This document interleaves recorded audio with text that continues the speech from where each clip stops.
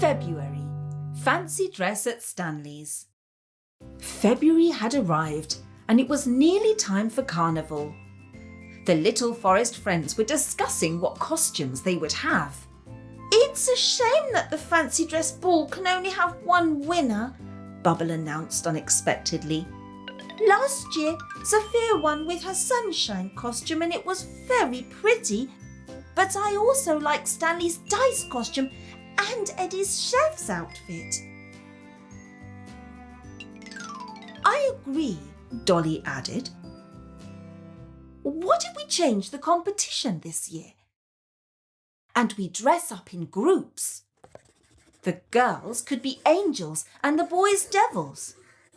Or we could be fruit and vegetables," the ladybird girl explained.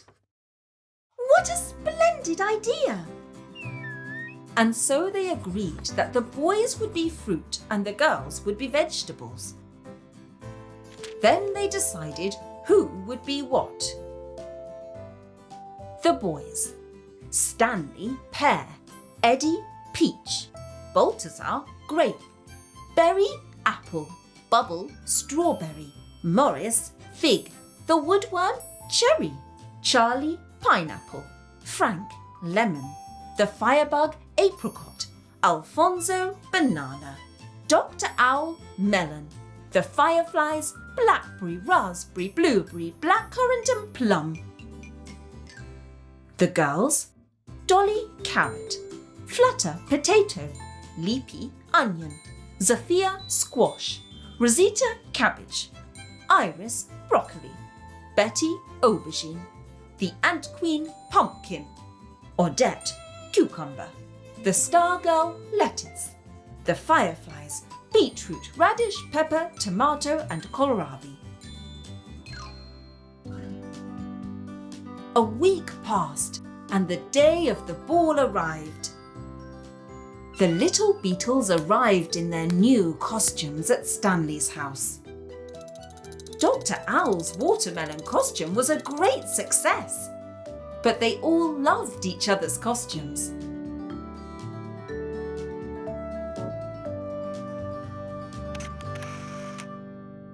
Then Snail Sam and Katie arrived.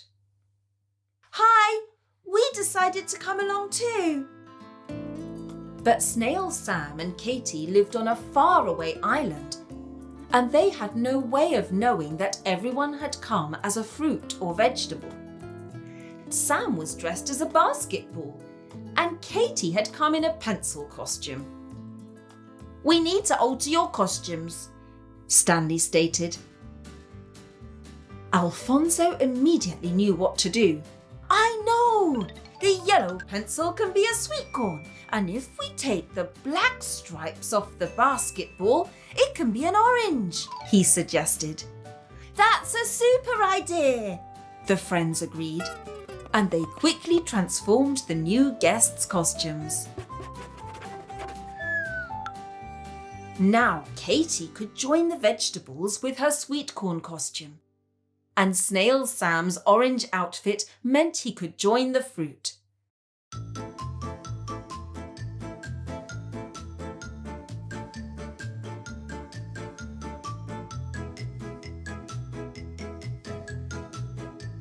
They danced until late in the evening, until Christopher the Canary arrived with a big basket of donuts.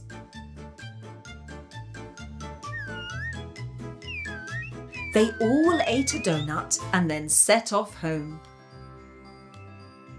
Stanley laughed at the sight of the flying watermelon. Then Dr. Owl shouted, "Look, snowdrops!"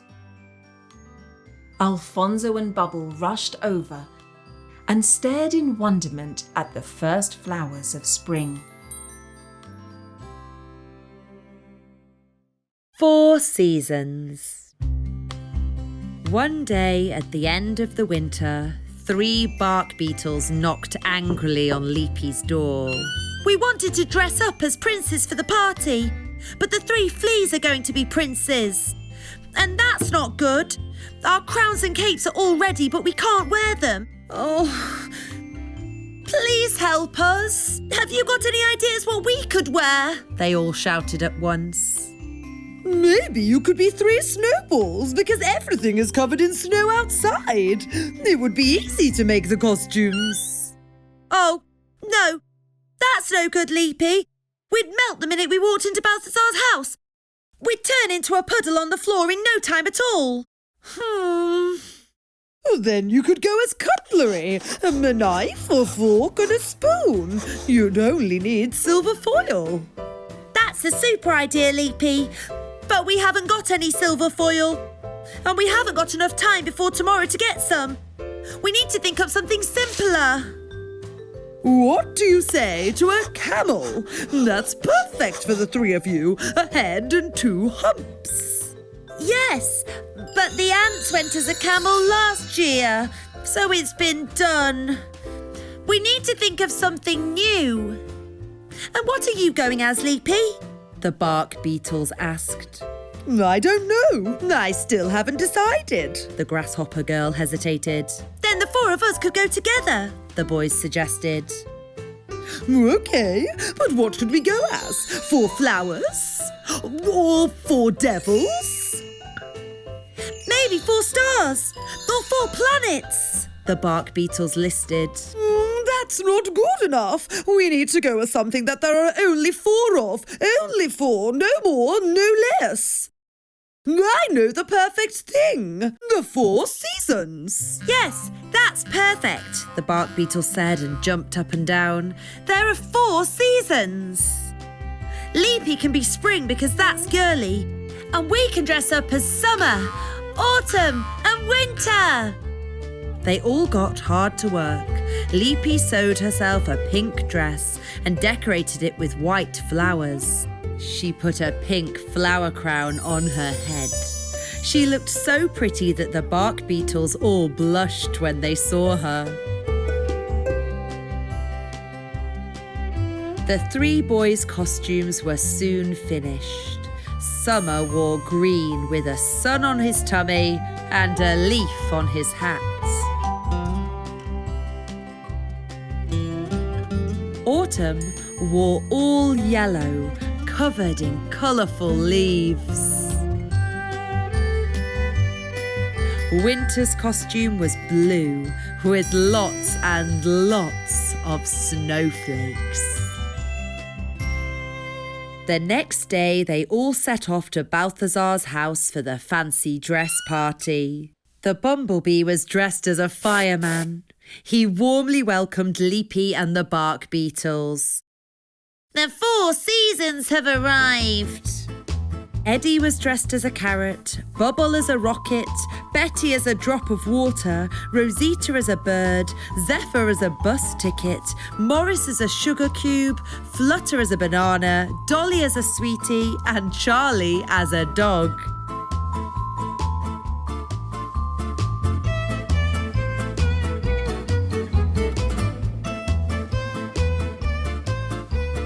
The forest friends voted for the best costume. And of course, the 4 seasons won.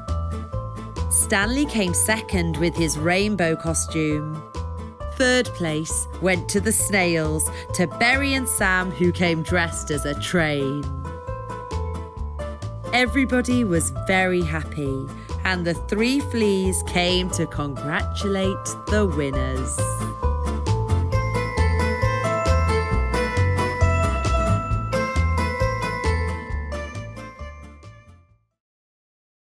Fairy cards. Flutter the butterfly girl had a favourite card game. There were 16 cards in total, with pictures of pretty fairies in yellow, dark blue, pink, green, orange, red, purple, and light blue dresses. No 2 cards were alike. The girls played with their fairy memory cards all the time.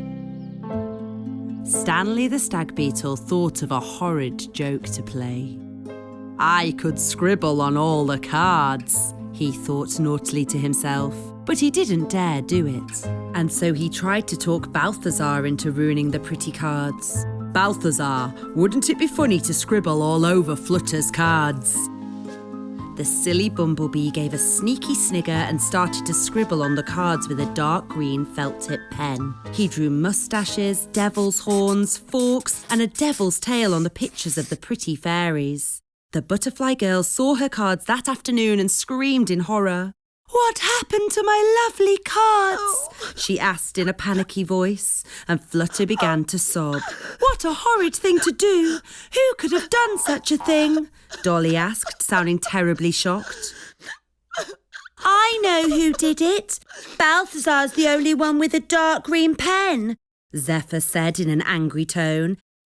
"And I saw a green mark on his hand."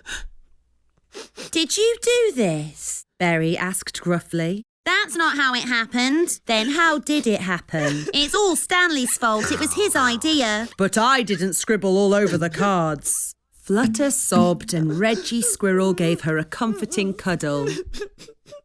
The one who thought it up is naughty and the one who did it. Reggie Squirrel snapped strictly. You're both naughty. "That was a really stupid joke, boys. Just imagine if we burst your football," Zephyr added. "How sad would that make you feel?" You're right, Stanley admitted. Flutter, we'll take your cards and see if we can get the scribbles off them. OK? "OK," sniffed the butterfly girl.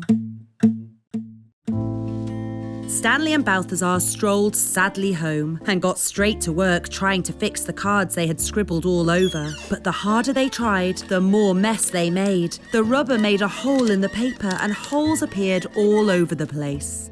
"Berry, help! We couldn't rub the scribbles off and we've made a hole with all the rubbing." "That's because you can't rub felt-tip pen out. Let's go and ask Dolly for help." Dolly, help! We can't fix the cards. "I'm not going to help you. It was all your idea, so you have to put it right." "Don't be so unfair. Please help, because Stanley and Balthazar really do want to make things better again."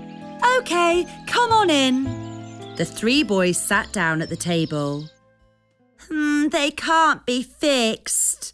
The boys just sat and looked sad. "We have to think of something else, and I've already got an idea. Let's make new cards." Dolly placed pieces of white card on the table and took out her felt-tip pens. The boys cut the cards out and Dolly tried to copy the fairy pictures. Then Balthazar and Stanley carefully coloured the drawings in. All 8 fairies were soon ready, and of course there were 2 of each. You draw so nicely, Dolly. Now give them to Flutter and say that you're sorry. Flutter, look! We've made you a whole new set of cards. Dolly drew them and we coloured them in. Please be friends with us again. Flutter flicked through all the cards and a smile spread across her face. Thank you, she said, and invited the boys into the house. They were soon joined by Berry, Dolly and Zephyr, and the friends played until late with the new pack of cards. And they were all the best of friends once again. The Star House. One summer evening, Berry and Dolly were sitting playing cards in Dolly's house when they spotted a bright light over the hill. What was that? Berry asked. It looked like a shooting star. A shooting star? Let's go and take a closer look, Dolly suggested. Berry and Dolly held hands and walked in the direction of the strange light.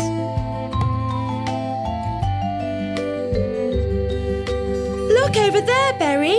The little snail boy's mouth fell open in surprise. Right on the top of the hill stood a house the shape of a star.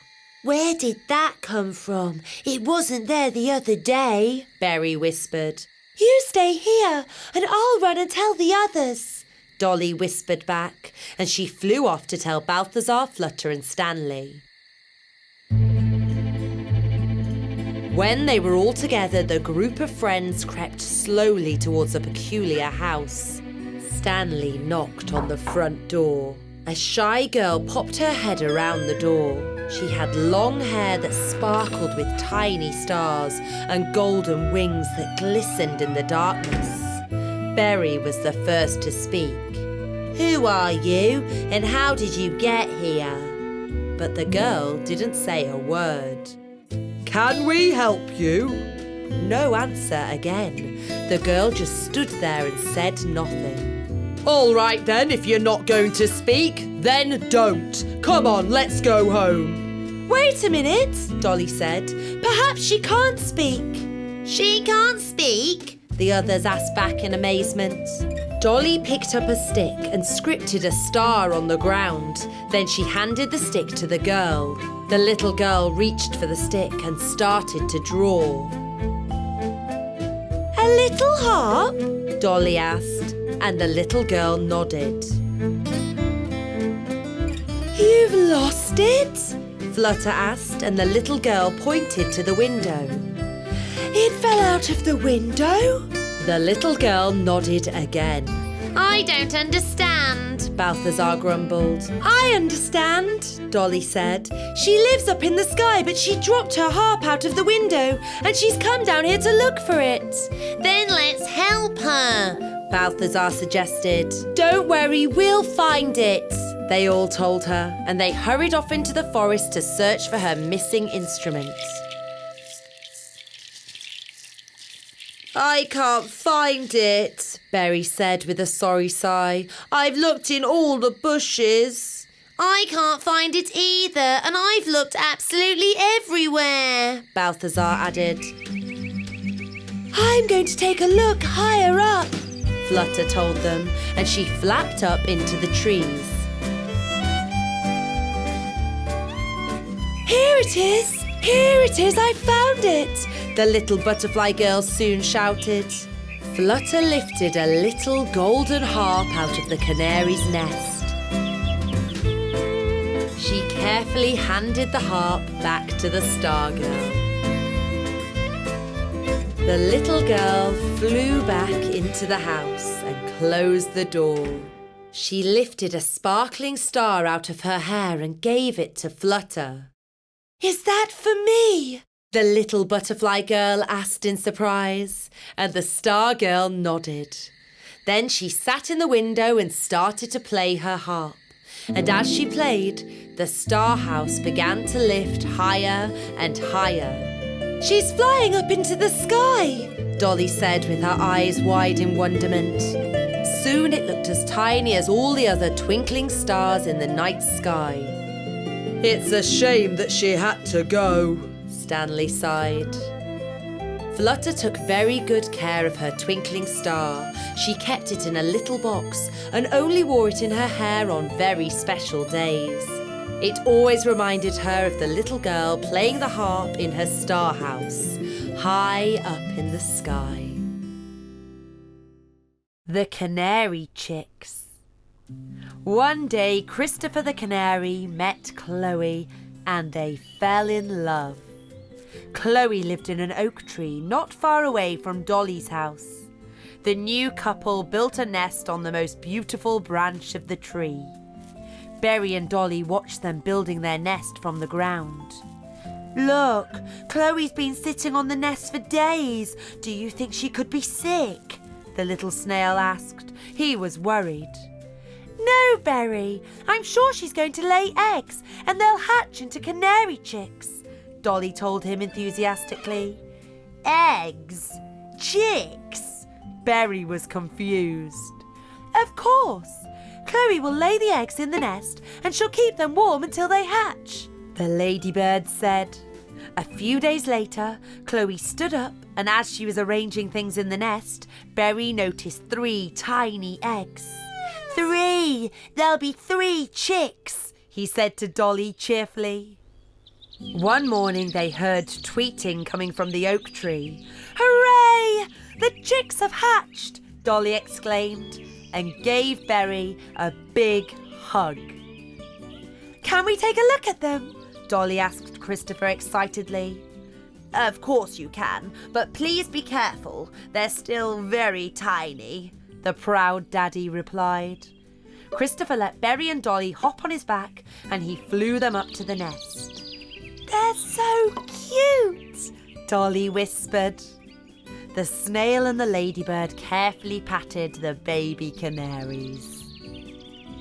The little birds grew very quickly and they were soon ready for flying lessons. Chloe was their teacher and they got better day by day. "We've got to go and get some food. Be good," Christopher told the chicks one morning. "And don't even think about flying out of the nest without us. You're still very small and you can only fly with us," Chloe added. But the smallest chick was rather naughty. "Nonsense! I'm very good at flying. I'm going to try it on my own," he said and jumped out of the nest. "You're not allowed! You're not allowed!" tweeted the other two, but they couldn't stop him. The two chicks were hopping nervously around the nest when their parents arrived back. "He flew off! Our little brother flew off!" they cried. "Oh dear, but he's too small. He could be in all kinds of trouble," Chloe cried. Berry and Dolly heard all the fuss and set out to find the naughty chick. They looked for him everywhere. On the hill, in the mountains, by the lake, in the forest and in the meadow. But he was nowhere to be found. It was getting dark. "How are we going to find him when it gets dark?" Chloe asked, and she started to sob. But then, little lights appeared in the sky. The fireflies had come to help them. "We can make light. We'll help you find him," they said.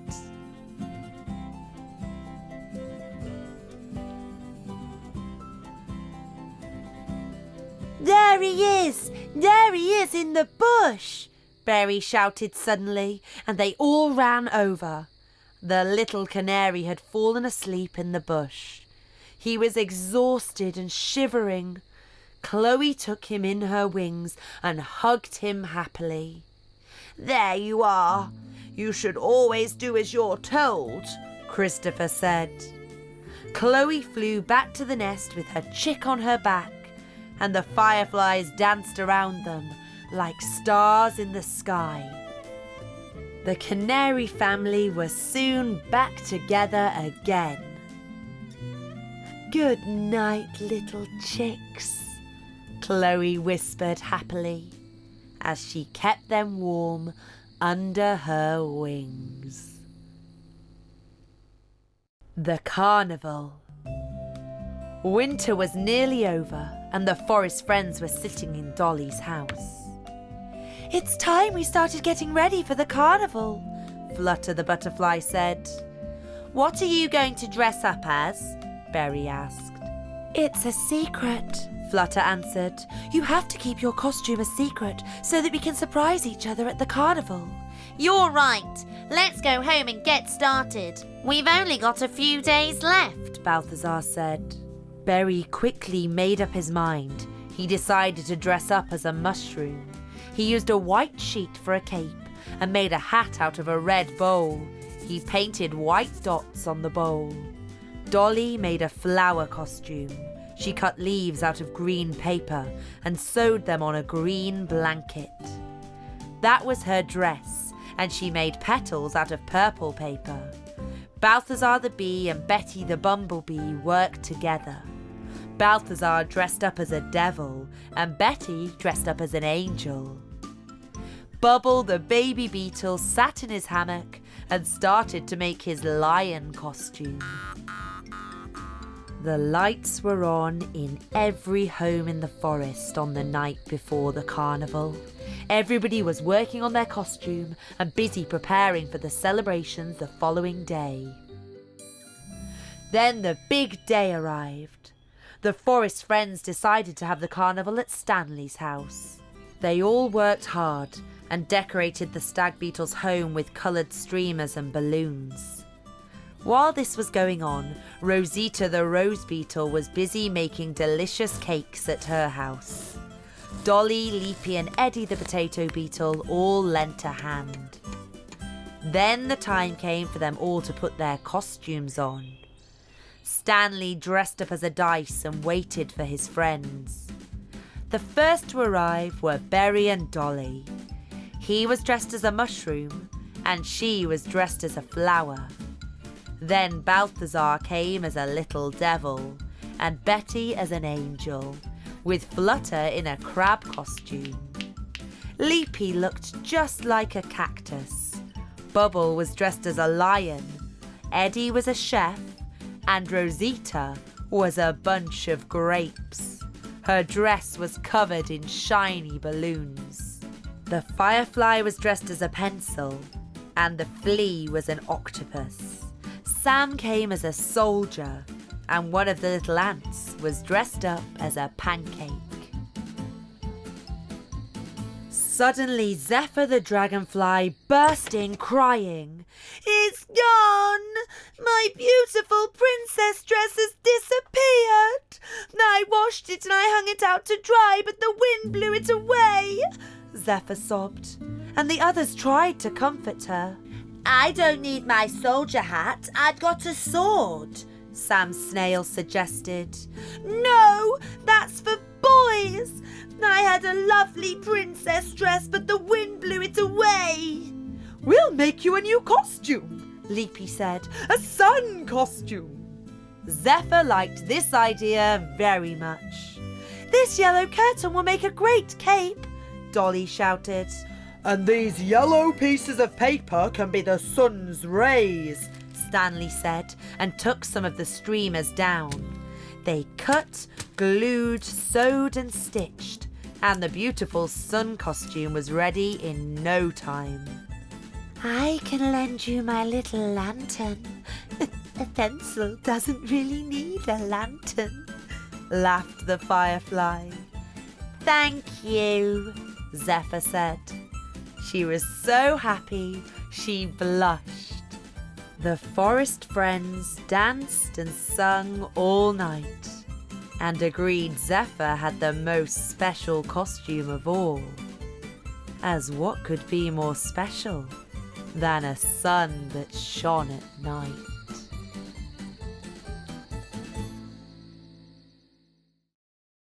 Harry Hedgehog's birthday.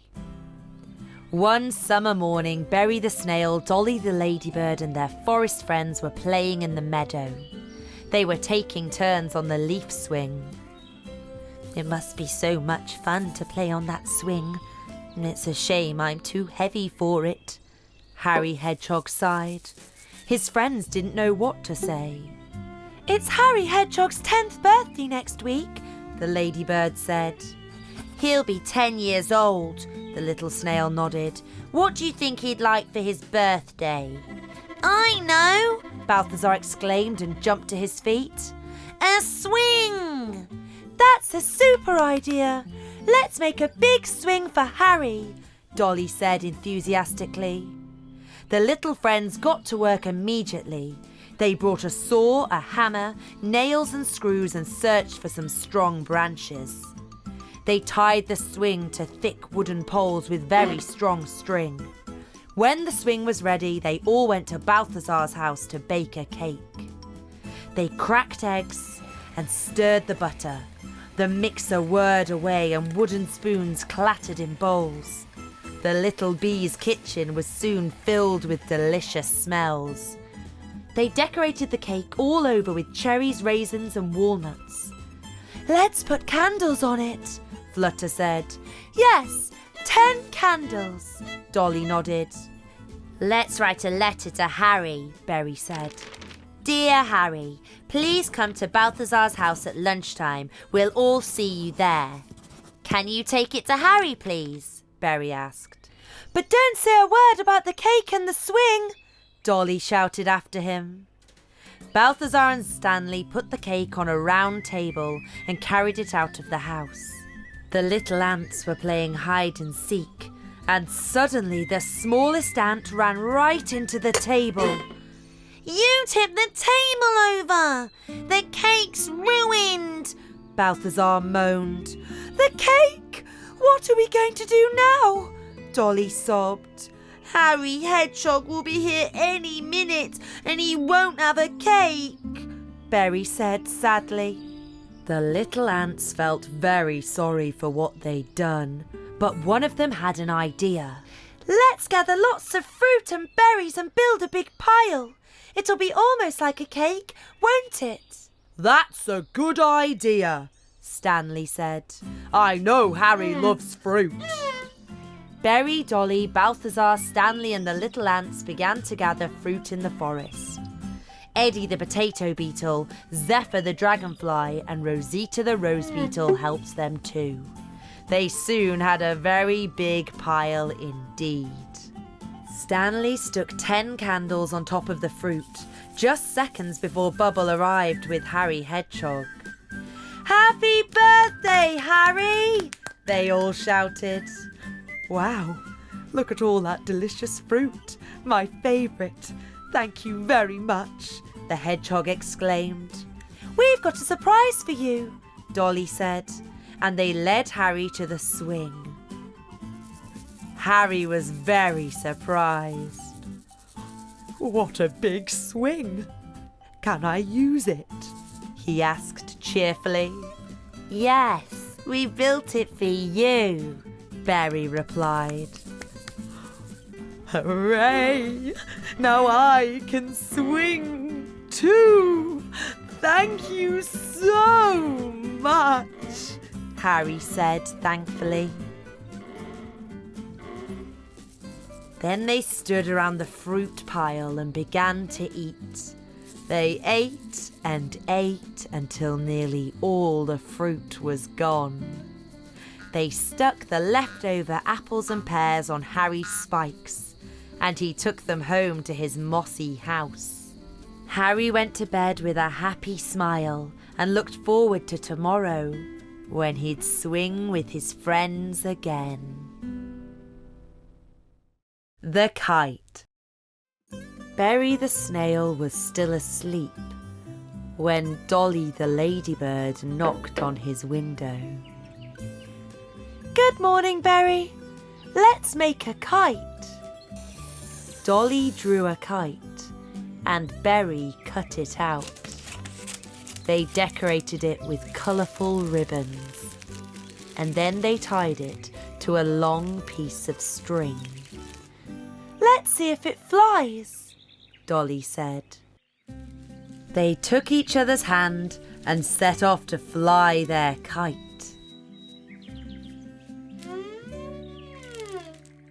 But no matter how hard the two of them tried, the kite just wouldn't fly. I'll climb up this tree and try it from there. Maybe then it'll fly, Dolly explained. But the kite just fell to the ground again.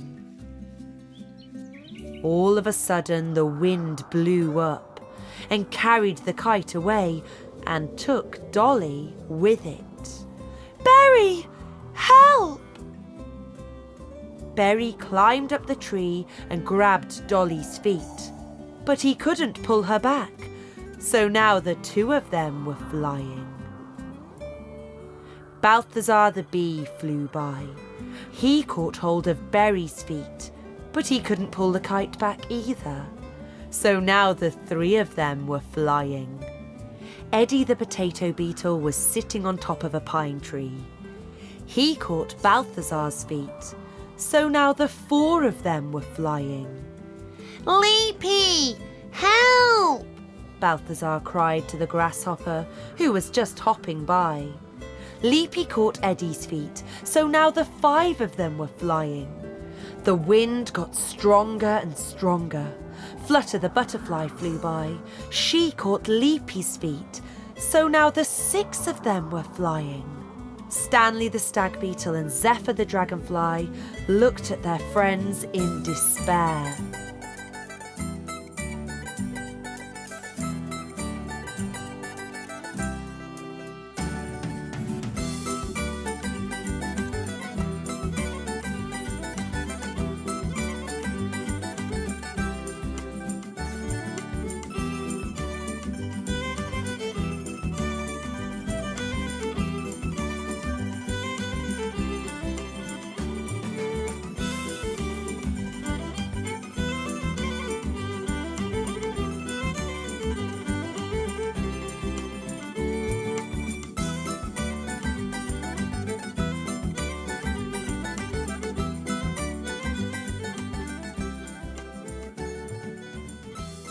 Oh dear, the wind's blowing us right into the forest. The kite got tangled in the top of a tall tree, and they landed in the treetops. The wind died down and the sun came out. Berry gave the ladybird a worried look. Dolly, I can't fly. How am I going to get down from here? Don't worry, Berry. I'm sure we'll think of something. I know what to do. Jump into this blanket, Berry. Don't be afraid. You won't hurt yourself. Berry jumped down into the blanket and bounced back up in the air. Look at me! This is fun! We want to try! The others shouted. The little friends jumped up and down on the blanket until it got dark. Long after they were all in bed asleep, the wind blew up again and carried the kite far, far away.